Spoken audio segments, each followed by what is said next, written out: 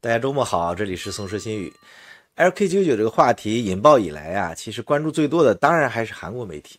那中国也有很多人在关注啊，一个是科研工作者，一个是像我们这些做自媒体的。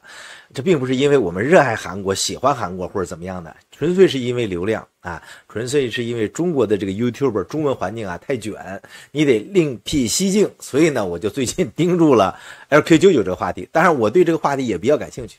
昨天晚上呢，我看了一个韩国的同行，就是韩国这个 YouTuber 频道，差不多他是8000多关注量，但是他做的特别别致，看了以后啊，让我很无语啊，让我很怀疑自己。我是真人出镜是吧？有各种各样的这个图片啊、视频啊、3D 啊，晃来晃去的，你看看人家怎么做的，你一看你也会乐的。这韩国哥们儿叫3D Top 啊，他的频道叫，这是他的频道，他频道全面就是一个写字板。我觉得这连 Word 可能都不是，也不是 Notepad， 应该是原来那个 Writer 是吧？类似于那个东西。你看，他就在这上面打字儿，然后加上自己的解说。来看一下，看到了吧？然后呢，他不停的往里打字儿，最后呢，把他主要的提纲都打出来，好玩吧？人家就这样，有一个新频道也做到了8280个订阅，牛不牛？当然说，这当然不是增长最快的，我只是说，就这种别致的方式，YouTube 也能认可。为什么呢？因为他输出了内容啊，他讲了他自己的一些主观的看法，这就会被人喜欢。所以啊，我要吸取教训，我不能总是以为其强就最好，要有一定的倾向性，这样呢就会被一些人喜欢，当然也会被一些人不喜欢。总归来说呀，还是要表现出自己独特的观点来。我看了他的频道啊，说实话看不太懂，好在是呢，他有这字幕啊，有这字的就可以看出来一些。那他主要是讲了 LK99 啊，他了解到的这个超导的进展。他其实呢和我们了解的差不多，但是他总结的很有意思，他列了一个1、2、3、4、5这个顺序。那第一个呢，他说呢，LK99 的论文啊被 APS 啊美国物理学会的期刊正式收录了。这就是我们昨天讲的这个思量的这个话题。那思量这个话题呢，韩国这个网友啊在下边评论，很多人说这个思量不能算是韩国人，不能算是中国人，他是奥地利的教授。实际上思量呢是在奥地利留的学，他现在是西北大学的，应该还不是教授啊，肯定是大概是副教授啊，反正是博士啊。那他现在的期刊呢确实收录了他的一篇论文，就是8月2号早期的一篇论文。那他在这个视频里说呀，他说APS 作为美国物理学会的顶级期刊之一，收录了这么一篇讲 LK99 的论文，就意味着呀，该研究领域的专家们认可了这个研究成果的价值啊。他说最近有报道称呢，一篇关于 LK99 材料论文已被 APS 期刊正式收录，显示出美国物理学界也开始重视了 LK99 的研究。这是说思量的那个话题。第二个呢，他们说呢，量子研究所的 APL 的论文即将被接受。那量子研究所呀，他们已经向 APL 期刊呢投递了论文，就据预计啊，该论文会在9月底或者10月初获得 APS 的正式接受。一旦这个论文被 APL 接受呢，量子研究所很可能会就此召开新闻发布会。那这些信息呢也是大家之前知道的，但是呢他把这个给连接起来了，他觉得呢这是一个里程碑式的日期 milestone 啊，我们要关注这个日期。我觉得也是发布会肯定是一个关键时期。第三呢，他说呢，韩国电力公司，他说韩国电力公司啊正在研究如何从 LK99 材料中提炼出超导性来，以实现商业化的应用。就是韩国电力公司啊在超导研究这边还是有一些的技术的。因为韩国在半导体方面有一些他们自己的优势嘛，所以电力公司的研究进展预示着 LK99 可能已经确定具有超。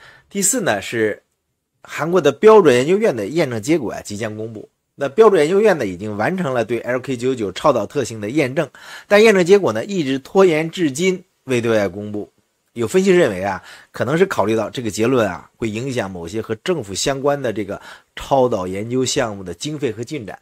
不过呀，从积极的角度来期待验证结果呢，可能会在各方面研究进展确凿后对外公开。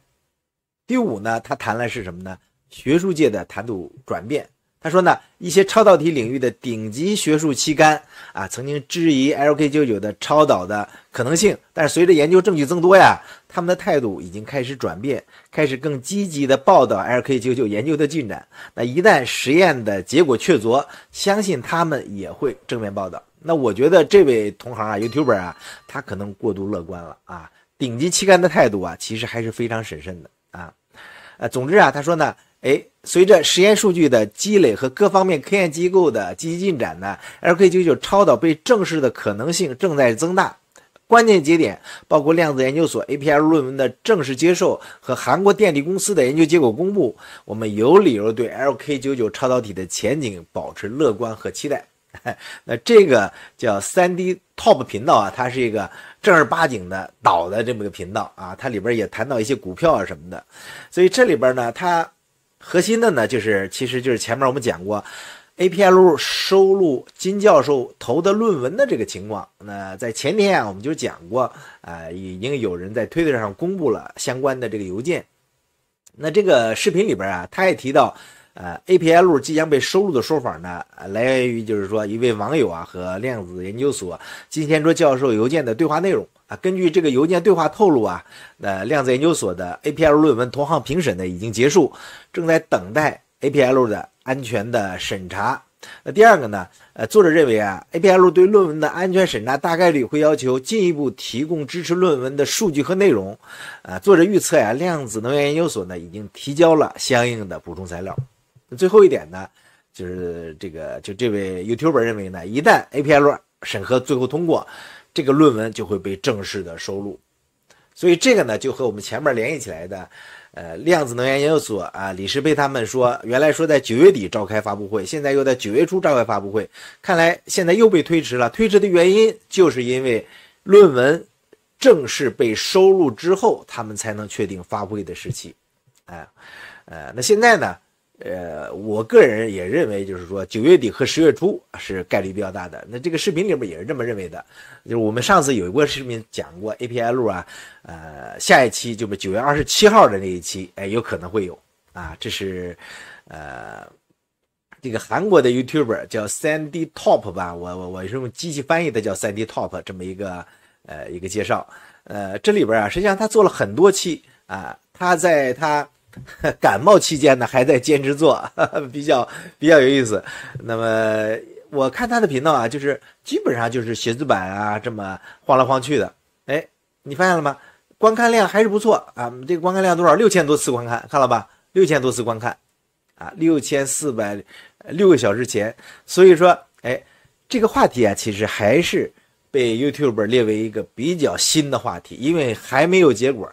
我感觉 YouTuber 的 AI 算法啊，它能看透我们做的一切的工作。那这个话题本来说一个新闻啊，2周是吧？一个大惨案，一个自然灾害，2周，一个政变，甚至2周就过去了。但是啊，你看这个话题，从7月底开始到现在，已经1个多月了。